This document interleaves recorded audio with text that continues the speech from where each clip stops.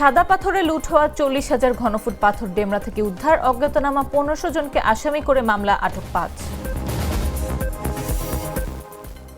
জনগণ নির্বাচনমুখী হলে কেউ নির্বাচন ঠেকাতে পারবে না মন্তব্য স্বরাষ্ট্র উপদেষ্টার, চাঁদাবাজদের আইনের আওতায় আনার হুঁশিয়ারি। রাজশাহীতে সাবেক মেয়রের আত্মীয়ের বাড়ি থেকে অস্ত্র ও বিস্ফোরক তৈরির সরঞ্জাম উদ্ধার, ঘিরে রেখেছে সেনাবাহিনী। পাকিস্তানে মেঘ ভাঙা বৃষ্টিতে আকস্মিক বন্যা, মৃত্যু ছাড়ালো 250, মৃতের সংখ্যা আরও বাড়ার আশঙ্কা। এবং নতুন মৌসুমে উষ্ণ ইউরোপের ফুটবল অঙ্গন, শুরু হলো লা লিগাও, দ্বিতীয় দিনে নামছে চ্যাম্পিয়ন বার্সা।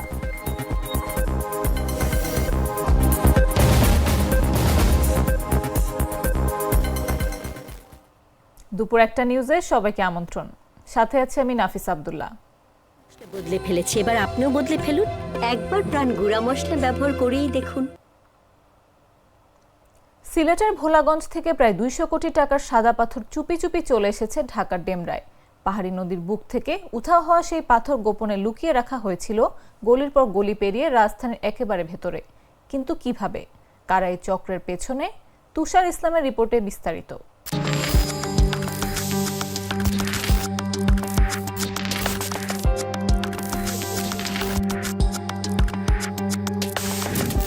সিলেটের কোম্পানিগঞ্জের ভোলাগঞ্জ পাহাড়ি নদীর বুক চিরে উঠেছিল সাদা ঝলমলে বিভিন্ন আকৃতির সব পাথর, কিন্তু এই সৌন্দর্য রাতারাতি পরিণত হয়েছিল লোভের শিকার।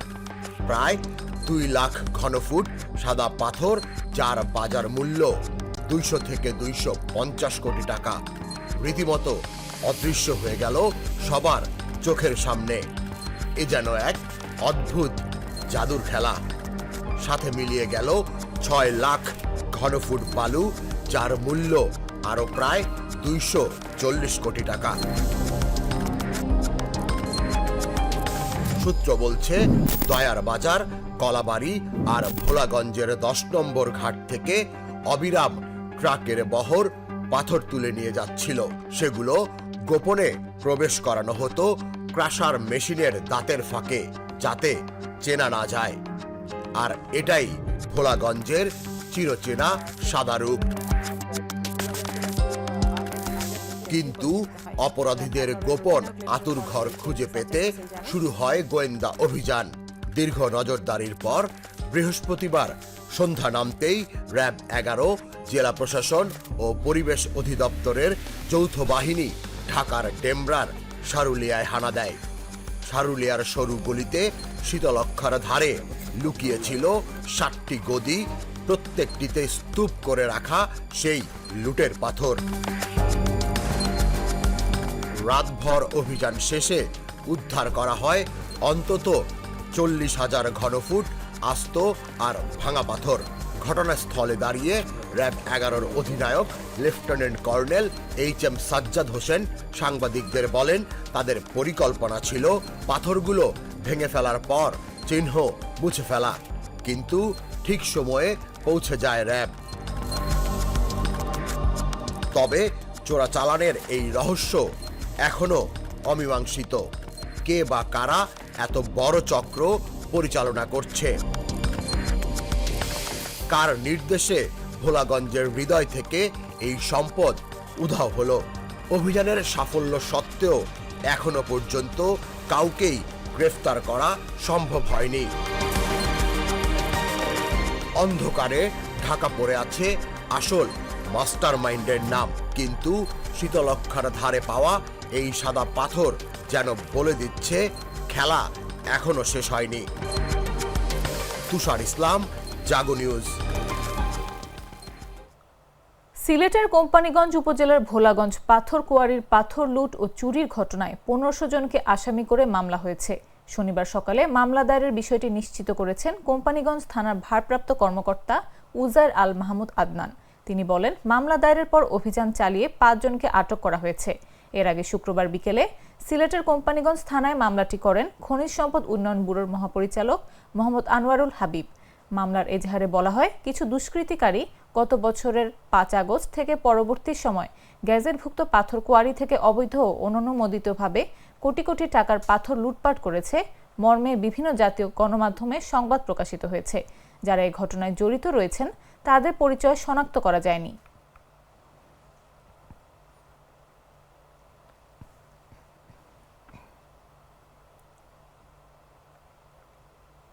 এদিকে লুটপাট আর তাণ্ডবের খবরে পর্যটক হারিয়েছে সিলেটের অন্যতম পর্যটন কেন্দ্র সাদা পাথর। শুক্রবার ছুটির দিনেও পর্যটক সমাগম ছিল একেবারে কম।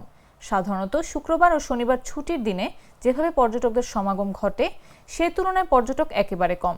পর্যটকদের বসার চেয়ারগুলো অনেকটা ফাঁকা। সাদা পাথর ঘাট সূত্রে জানা গেছে, সাধারণত ছুটির দিনে 160টি নৌকা গড়ে 12 থেকে 15টি ট্রিপ দিয়ে থাকে, কিন্তু এদিন পর্যটক কম আসায় কেউই গড়ে 5টির বেশি ট্রিপ দিতে পারেনি। সাদা পাথর পর্যটন কেন্দ্র সংশ্লিষ্ট ব্যবসায়ী ও স্থানীয়দের দাবি, অন্যান্য ছুটির দিনের তুলনায় শুক্রবার 3 ভাগের 1 ভাগ পর্যটকের সমাগমও ঘটেনি। বিশেষ করে শুক্রবার ছুটির দিন হিসেবে পর্যটক সমাগম ছিল প্রত্যাশার চেয়ে অনেক কম। অবশ্য ঢাকা সিলেট মহাসড়কে দীর্ঘ যানজট ও ভোগান্তির কারণে অনেক পর্যটক সিলেটে আসছে না বলেও জানিয়েছেন পর্যটন ব্যবসায়ীরা। এর বাইরে দেশের সার্বিক পরিস্থিতি বিবেচনা করেও অনেক পর্যটক এই মৌসুমে সিলেট আসছেন না।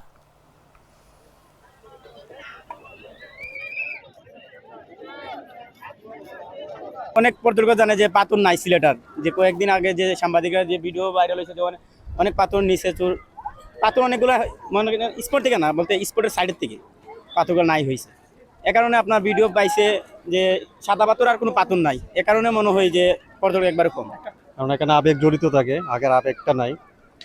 তবে আমার কাছে মনে হচ্ছে আগের তুলনায় এখন একটু পর্যটকের সংখ্যাটা একটু কমই লাগতেছে। আগে আমার কাছে একটু ভালো লাগতো, সুন্দর লাগতো, আজকে একটু অন্যরকম লাগতেছে আর কি। ভিডিওতে যা দেখেছি সবাই তুলেছে, মনে হচ্ছে অন্যরকম, মানে সেরকম মনে হচ্ছিল ওদিকে তো পুরোটাই খালি। জনগণ নির্বাচনমুখী হলে কেউ বন্ধ করতে পারবে না বলে মন্তব্য করেছেন স্বরাষ্ট্র উপদেষ্টা জাহাঙ্গীর আলম চৌধুরী। বলেন, প্রধান উপদেষ্টা ডক্টর মোহাম্মদ ইউনূসের ঘোষিত তারিখে নির্বাচন অনুষ্ঠিত হবে। শনিবার সকালে রাজধানীর মোহাম্মদপুর কৃষি মার্কেট পরিদর্শন শেষে সাংবাদিকদের সঙ্গে আলাপকালে এই মন্তব্য করেন তিনি। এ সময় কোনো চাঁদাবাজকে দেশে থাকতে দেয়া হবে না জানিয়ে উপদেষ্টা বলেন, যত বড়ই হোক ব্যবস্থা নেওয়া হবে। রাজনীতির ব্যাপারে প্রধান উপদেষ্টা যেটা বলেছে ওর উপরে আমাদের কারো কোনো কথা নেই। স্যারে যেই তারিখে বলছে ওই তারিখে নির্বাচন হবে, যেই মাসে বলছে ওই মাসে নির্বাচন হবে। কে কি বললো ওইটা শোনার আমাদের কোনো দরকার নেই। সবার আগে আপনি যদি বলেন যে জনগণ যেসব নির্বাচনের মুখী হয়ে যাবে কেউ এটার বাধা দিতে পারবে না। জনগণ হলো মেয়ে, রাষ্ট্রের ক্ষমতা হলো জনগণের হাতে। জনগণ যেসব চাবে আমি নির্বাচনের দিকে চলে যাব, কারো কোনো শক্তি নাই নির্বাচন বন্ধ। যেমন আপনি ভাই একটা প্রশ্ন করবেন, উনি আরেকটা করবে, উনি এক একজনের এক একটা মত থাকবে, কিন্তু জনগণ যেসব চাবে। নাটা জেলি আর পানীয়র এক অসম কম্বিনেশন, ড্রিঙ্কো চাবান পানীয়। আগামী 20 আগস্ট পুনরায় বাজিতপুর উপজেলা বিএনপির সম্মেলনের তারিখ ঘোষণা করেছে কিশোরগঞ্জ জেলা বিএনপি। এর আগে গেল 5 জুলাই সম্মেলন হওয়ার কথা থাকলেও একাংশ নেতাকর্মীর প্রতিবাদের মুখে কেন্দ্রীয় বিএনপির নির্দেশে তা স্থগিত হয়। এবারও একই অভিযোগ তুলে উত্তপ্ত হয়ে উঠেছে স্থানীয় রাজনীতির মাঠ। শুক্রবার দুপুরে বাজিতপুর উপজেলা সদরে একাংশের নেতাকর্মীরা সংবাদ সম্মেলন করে প্রতিবাদ জানান। লিখিত বক্তব্যে উপজেলা বিএনপির সাবেক সহ সভাপতি মোহাম্মদ কাজল ভূঁইয়া অভিযোগ করেন, ময়মনসিংহ বিভাগের দায়িত্বপ্রাপ্ত সমন্বয়কের নির্দেশনা উপেক্ষা করে জেলা বিএনপি একতরফাভাবে সম্মেলনের তারিখ দিয়েছে। 2020 সালের 10 মার্চ গঠিত আহ্বায়ক কমিটির মেয়াদ শেষ হয়ে গেলেও সেই অবৈধ কমিটির নেতৃত্বে সম্মেলন আয়োজনের চেষ্টা চলছে। পূর্বের বিরোধ মেটাতে কেন্দ্রীয় সমন্বয়ক, জেলা ও স্থানীয় নেতাদের কয়েক দফা বৈঠক, স্বচ্ছ ভোটার তালিকা প্রণয়ন, পকেট কমিটি বাতিল এবং গণতান্ত্রিক প্রক্রিয়ায় ইউনিয়ন কমিটি গঠনের বিষয়ে সর্বসম্মত সিদ্ধান্ত হয়েছিল। কিন্তু জেলা বিএনপি এসব উপেক্ষা করে নতুন ইউনিয়ন কমিটির অনুলিপি না দিয়ে সম্মেলনের তারিখ ঘোষণা করেছে। এ সময় তারা ভারপ্রাপ্ত চেয়ারম্যান তারেক রহমান ও কেন্দ্রীয় নেতাদের হস্তক্ষেপ কামনা করেন, যেন সব পক্ষের অংশগ্রহণ উৎসবমুখর সম্মেলন হয়। এর মাধ্যমে প্রতীয়মান হচ্ছে যে জেলা ও বর্তমান উপজেলা আহ্বায়ক কমিটি। রাজশাহী নগরীর একটি বাড়িতে অস্ত্র ও বিস্ফোরক তৈরির সরঞ্জাম উদ্ধার করে বাড়িটি ঘিরে রেখেছে সেনাবাহিনী। শনিবার সকাল থেকে নগরীর কাদিরগঞ্জ এলাকার ডক্টর ইংলিশ নামের এই প্রতিষ্ঠানটি ঘিরে রাখে সেনাবাহিনীর 40 ইস্ট বেঙ্গলের একটি দল। কোচিং সেন্টারটি পরিচালনা করেন সাবেক মেয়র AHM খায়রুজ্জামান লিটনের চাচাতো ভাই মুনতাসিরুল অনিন্দ। সেনাবাহিনী সূত্র বলছে, ডক্টরস ইংলিশ নামের এই প্রতিষ্ঠানে অভিযান চালিয়ে 2টি বিদেশি এয়ারগান, একটি রিভলভার, ইয়ারগান সীসা 3 বক্স, ম্যাগনেট 1টি, দেশীয় অস্ত্র 6টি, জিপিএস 1টি, ওয়াকিটকি 4টি, ট্রজার গান 1টি, সিম কার্ড 10টি, বাইনোকুলার 1টি, বিস্ফোরক তৈরির সরঞ্জাম, পাসপোর্ট, এনআইডি, মনিটর 6টি, কম্পিউটার 3টি, স্ক্যানার 3টি ও মদের বোতল 35টি উদ্ধার করা হয়েছে। তবে এখন পর্যন্ত 40 ইস্ট বেঙ্গলের কোনো কর্মকর্তা আনুষ্ঠানিকভাবে নিশ্চিত করেননি। এই বিষয়ে রাজশাহী মহানগর পুলিশের মুখপাত্র গাজীউর রহমান বলেন, সেনাবাহিনীর অভিযান সম্পর্কে আনুষ্ঠানিকভাবে তিনি কোনো তথ্য জানেন না, তবে তারা পুলিশের কাছে হস্তান্তর করলে বিস্তারিত জানানো হবে।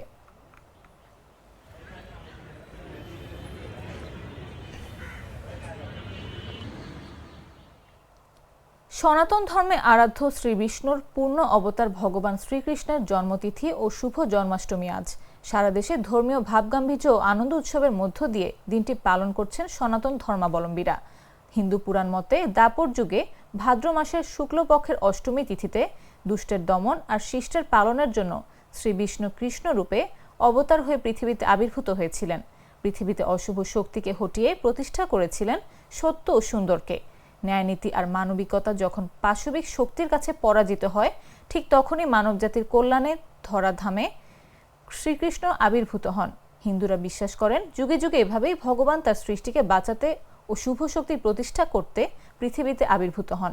মানুষের মনে শুভ বুদ্ধির উদয় ঘটান, আর তখনই পৃথিবীতে পরাজিত হয় অশুভ শক্তি। ধর্মীয় এই দৃষ্টিকোণ থেকে শ্রীকৃষ্ণের জন্মতিথির দিন বিশেষভাবে উদযাপন করেন হিন্দুরা। উপাসনা আর নানা ধর্মীয় অনুষ্ঠানের মাধ্যমে স্মরণ ও শ্রদ্ধা করেন পবিত্র শক্তির রূপ শ্রীকৃষ্ণকে।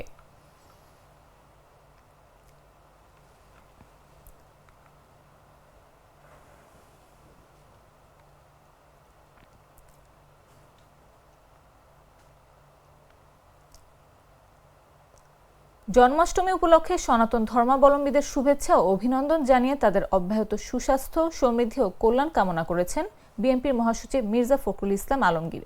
শুক্রবার রাতে এক শুভেচ্ছা বার্তায় তিনি সবার সমৃদ্ধি কামনা করেন। শুভেচ্ছা বার্তায় তিনি বলেন, জন্মাষ্টমী সনাতন ধর্মাবলম্বীদের কাছে খুবই পূর্ণ একটি তিথি। শুভ জন্মাষ্টমী তাদের অন্যতম ধর্মীয় উৎসব। উৎসবের প্রাঙ্গণ সব ধর্মীয় সম্প্রদায়ের জন্য অবারিত। মির্জা ফখরুল বলেন, ধর্মীয় সম্প্রীতি বাংলাদেশের সমাজ সংস্কৃতির মূল ভিত্তি। ধর্মীয় সম্প্রদায়ের মধ্যে সৌহার্দ্যপূর্ণ সম্পর্ক ইতিহাস ও ঐতিহ্যকে সমৃদ্ধ করেছে। হিংসা, বিদ্বেষ, অশান্তি, হানাহানি, বৈষম্য ও অবিচার দূর করে সমাজকে শান্তিময় করে তুলতে যার যার অবস্থানে থেকে সবাইকে অবদান রাখার আহ্বান জানান তিনি।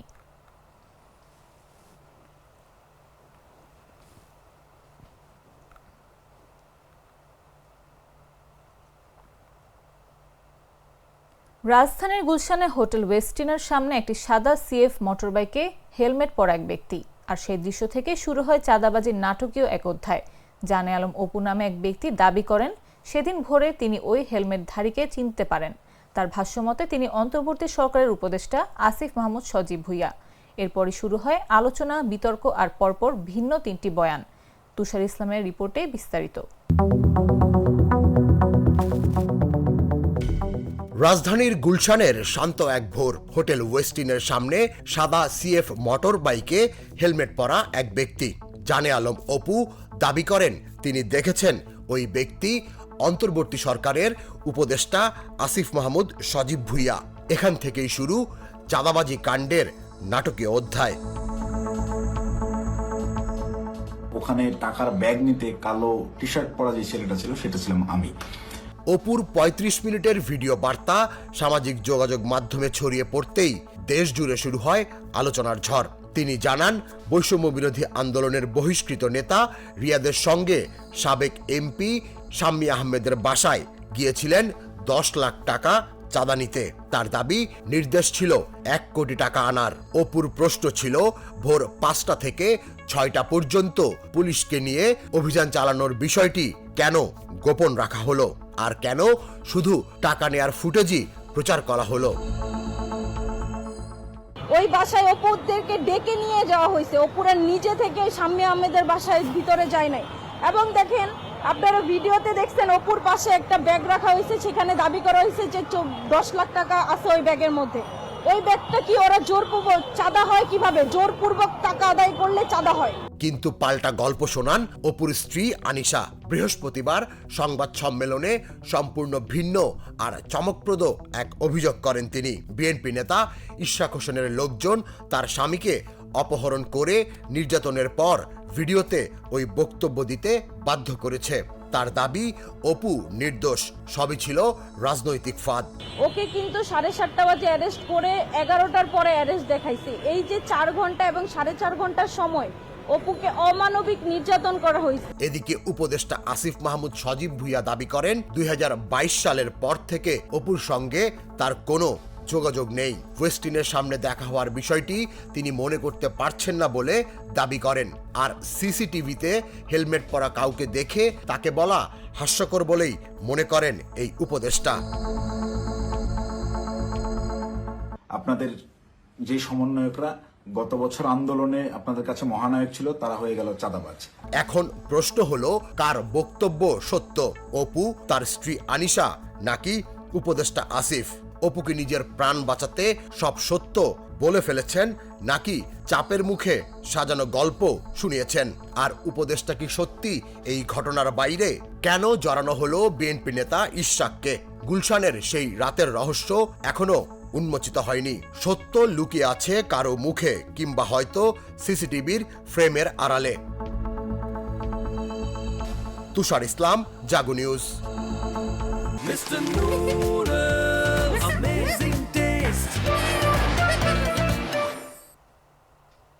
জানাবো আন্তর্জাতিক সংবাদ।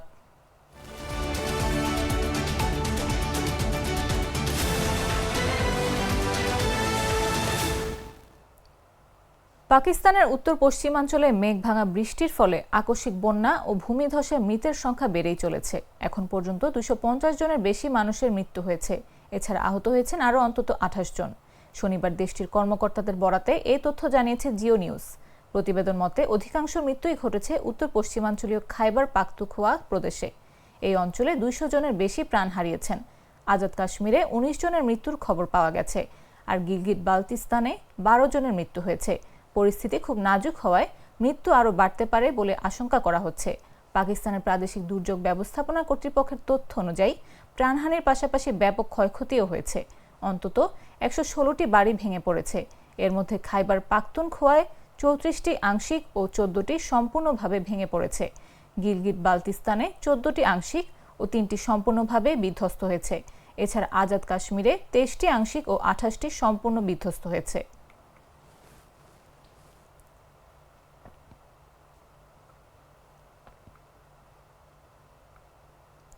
ইউক্রেনের প্রেসিডেন্ট ভলোদিমির জেলেনস্কি ও রুশ প্রেসিডেন্ট ভ্লাদিমির পুতিন যুদ্ধবিরতিতে পৌঁছানোর জন্য একটি বৈঠকের আয়োজন করতে চান বলে জানিয়েছেন মার্কিন প্রেসিডেন্ট ডোনাল্ড ট্রাম্প। আলাস্কায় পুতিনের সঙ্গে সাক্ষাতের পর ফক্স নিউজের শন হ্যানিটির সঙ্গে কথা বলতে গিয়ে এ কথা জানান ট্রাম্প। তিনি বলেন, তারা এখন প্রেসিডেন্ট জেলেনস্কি এবং প্রেসিডেন্ট পুতিন এবং তার মধ্যে একটি বৈঠকের আয়োজন করতে চলেছেন। তিনি আরও বলেন, এখন এটি সম্পন্ন করা সত্যি প্রেসিডেন্ট জেলেনস্কির ওপর নির্ভর করছে। এ সময় ইউরোপীয় দেশগুলোকে কিছুটা জড়িত হওয়ার আহ্বান জানান ট্রাম্প। এদিকে ট্রাম্প এবং পুতিনের মধ্যে অনুষ্ঠিত বৈঠকে ইউক্রেন রাশিয়ার যুদ্ধ বন্ধের কোনো ঘোষণা আসেনি। যুক্তরাষ্ট্রের আলাস্কা অঙ্গরাজ্যে স্থানীয় সময় বেলা 11:30টায় এলমেনডর্ফ রিচার্ডসন সামরিক ঘাঁটিতে ট্রাম্প পুতিনের মধ্যে এই বৈঠক অনুষ্ঠিত হয়। দীর্ঘ 3.5 ঘন্টা বৈঠকের পর দুই নেতা যৌথ সংবাদ সম্মেলন করেন।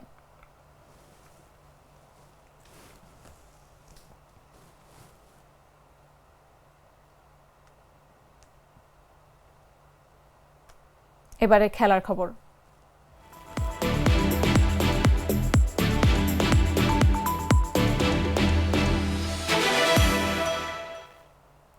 নতুন মৌসুমের আগমনে উষ্ণ হয়ে উঠেছে ইউরোপের ফুটবল অঙ্গন। শীর্ষ 5 লিগের 3টিরই নতুন মৌসুম শুরু হয়েছে গতকাল শুক্রবার। এদিন 2025-26 মৌসুমের যাত্রা শুরু করেছে ইংলিশ প্রিমিয়ার লিগ, স্প্যানিশ লা লিগা ও ফরাসি লিগ 1। শুক্রবার প্রিমিয়ার লিগের নতুন মৌসুমের উদ্বোধনী ম্যাচে বোর্নমাউথকে 4-2 গোলে হারিয়েছে চ্যাম্পিয়ন লিভারপুল। প্রথম দিনে লা লিগায় হয়েছে 2টি ম্যাচ। উদ্বোধনী ম্যাচে মায়োর্কাকে 1-3 গোলে হারিয়েছে রায়া ভায়েকানো। অন্যটিতে রিয়াল ওভিয়েদোর বিপক্ষে 2-0 ব্যবধানে জিতেছে ভিয়ারিয়াল।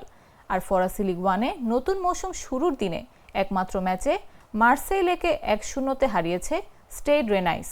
উদ্বোধনী দিনে লা লিগায় বড় কোনো ম্যাচ না থাকলেও দ্বিতীয় দিনে মাঠে নামছে জায়ান্ট ক্লাব বার্সেলোনা। আজ শনিবার মায়োর্কার বিপক্ষে অ্যাওয়ে ম্যাচ দিয়ে নতুন মৌসুম শুরু করবে লা লিগার বর্তমান চ্যাম্পিয়নরা।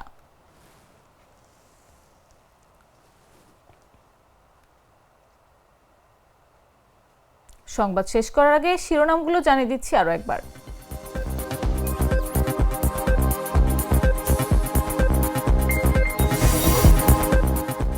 সাদা পাথরে লুট হওয়া 40,000 ঘনফুট পাথর ডেমরা থেকে উদ্ধার, অজ্ঞাতনামা 1500 জনকে আসামি করে মামলা, আটক 5।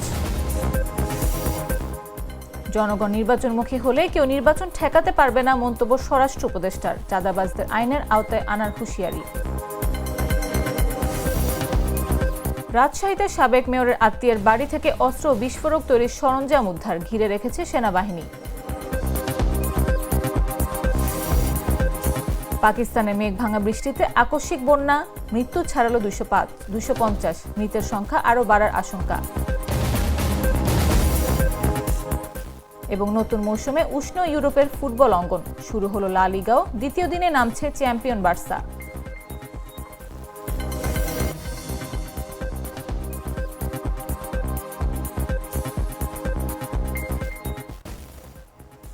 দর্শক, এই ছিল এখনকার মতো। প্রতি মুহূর্তের সর্বশেষ খবর পেতে ভিজিট করুন jagonews24.com, ফলো করুন আমাদের ভেরিফাইড ফেসবুক পেজ এবং সাবস্ক্রাইব করুন জাগো নিউজের ইউটিউব চ্যানেল। এতক্ষণ সাথে থাকার জন্য ধন্যবাদ সবাইকে।